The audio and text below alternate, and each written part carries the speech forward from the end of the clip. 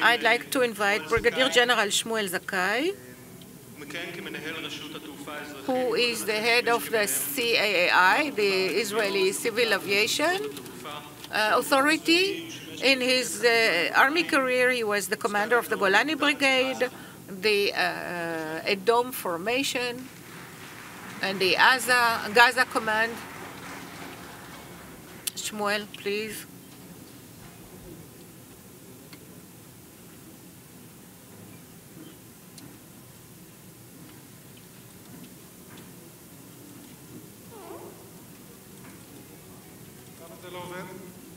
Why is this not working?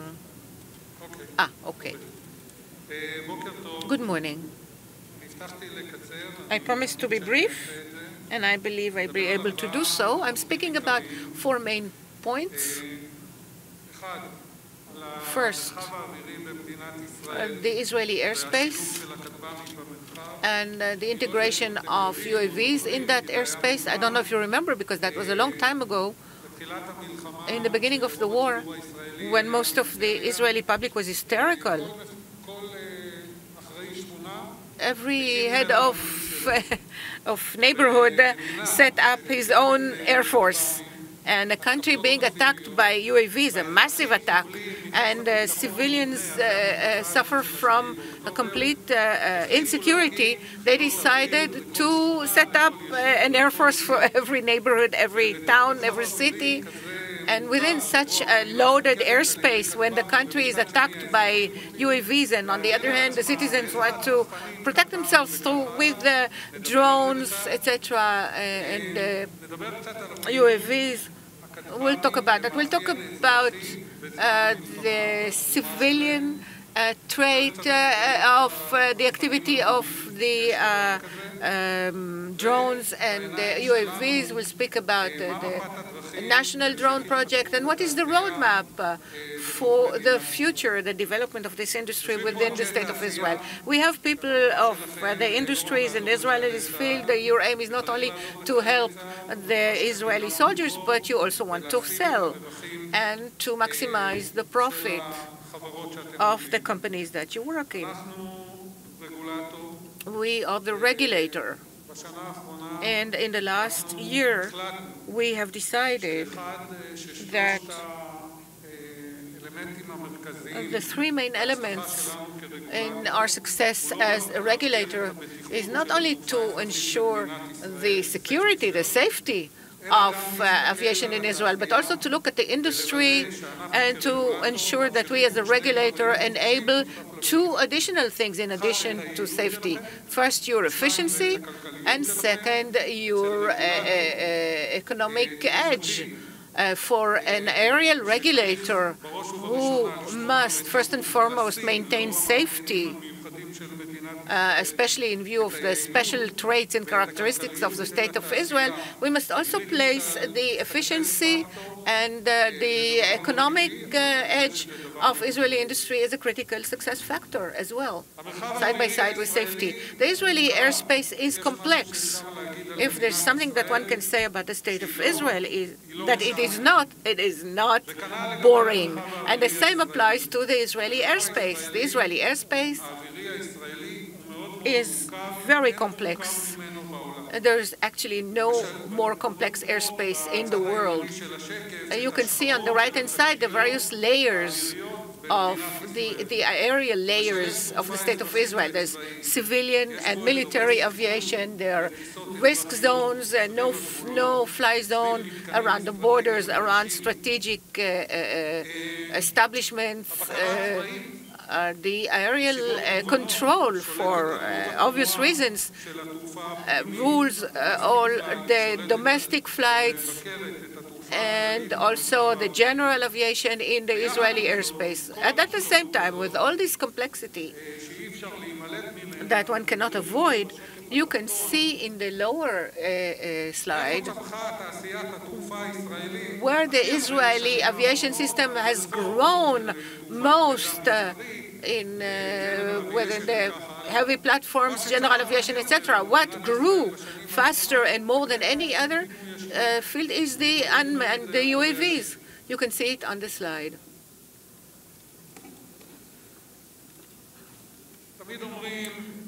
They always say that a crisis is also an opportunity, like the cliches that football is played from one Saturday to another, etc., etc. But in terms of aerial space and the altitude close to the ground, this war created for us an opportunity.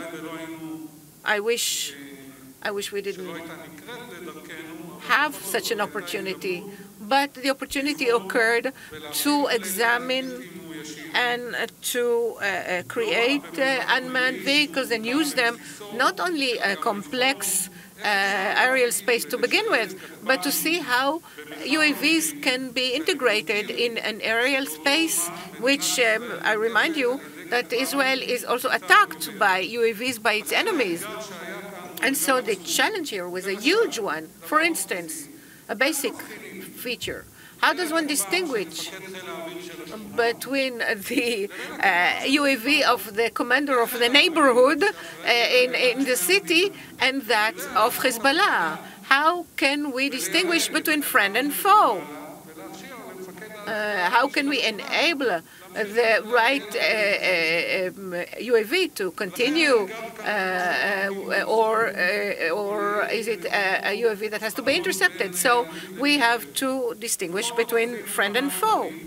And but we've achieved a few things, and I'd like to share them with you. We have established a command and control center for the lower altitude, which is operated by private companies who were licensed by us to become units for running the lower altitude aerial space like us, based on advanced technology, integrating AI, which helps them to cover the area in terms of UAVs and provide the information to the military. Excuse me for saying so, but from my point of view, the platform, I don't want to destroy your businesses, but the platform of the challenge is yours, and you know what to do with it. But think about the future, where hundreds of UAVs, this is the relative edge, must carry out civilian missions concerned with sports, photographing a wedding, transporting, maybe even transporting people. But we don't want to have every UAV with an operator. We want them all to be together. And into this aerial space, a UAV an aircraft of the Air Force must come in who has to evacuate wounded people to a hospital. So the second thing that we've done under emergency regulation, we have obligated all the operators to install remote ID on their platforms, and this has assisted us in obtaining two things. First, to enable the usage of UAVs for civilian use, and also it has given us an edge, a huge edge to the Air Force to distinguish between friend and foe. And the request was one presented by the commander of the Air Force. In view of very important interceptions of civilian platforms carried out in the beginning of the war by the Air Force because they couldn't distinguish between friend and foe. We also allowed an assistance by UAVs, for instance, to fly blood supplies to the front, and many other civilian missions. And generally speaking, my conclusion is that UAVs will perhaps not solve the problem of over-congested car transportation, but it will enable the various authorities, police, the firefighters, the hospitals, the Magen David Adom, the Israeli Red Cross, to act on this level of this altitude close to the ground in a much more efficient manner. A few words about the roadmap for the future. Let's start first by what we've done already. We carried out a significant deregulation, which has already been voted in the Knesset. If we're speaking here about education and the professionalism of the future generations in the usage of drones or UAVs, which is probably the drones are the beginning of a UAV operator or future UAV operator. If someone flies a drone up to 25 kilos for as a hobby, it does not meet us, does not meet the CAAI. But this will enable the public an access to this world and then to further evolve and develop in it. The second thing, we already have a draft of regulation for running the airspace in the lower altitude while also consulting with the public. And finally, we want to have civilian units for running the airspace, whether they be municipal, regional, or other, and they will rule over the low-altitude airspace and the hundreds of drones, etc., flying, and will convey the information to the military and make them, enable them to distinguish the foes and be able to take action against them.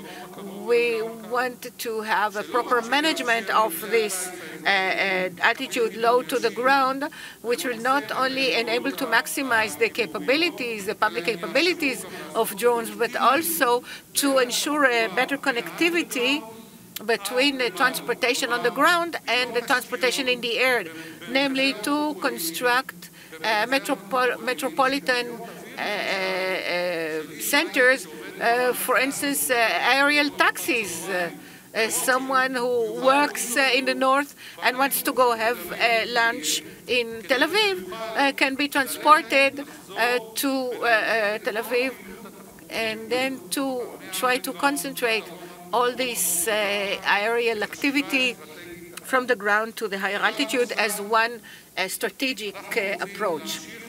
We also wish to pursue and enable the development of further development of industry also towards civilian goals. We're all talking, we're very militant nowadays, we're all talking about attacks. But I have news for you, the world is not only embodied in attacks against Hezbollah. The civilian world has many, many components, in my view, and with that I'll conclude. Agricultural spraying aircraft in the Hula Valley under electric cables. This is something that has to be properly covered. With such a traffic of UAVs, this medium, and this is my last call to you, continue to do what you do for the benefit of the IDF and to develop your companies. But there's a whole world, a civilian world, that is really very much in need for these unmanned vehicles to assist this civilian world to continue and evolve and develop and do things in a more efficient way, in a more economic way, and in a safer way. This is the challenge that I present to you, the industries. Please think and mostly do and create unmanned vehicles that can maximize the value of the civilian world. Thank you very much.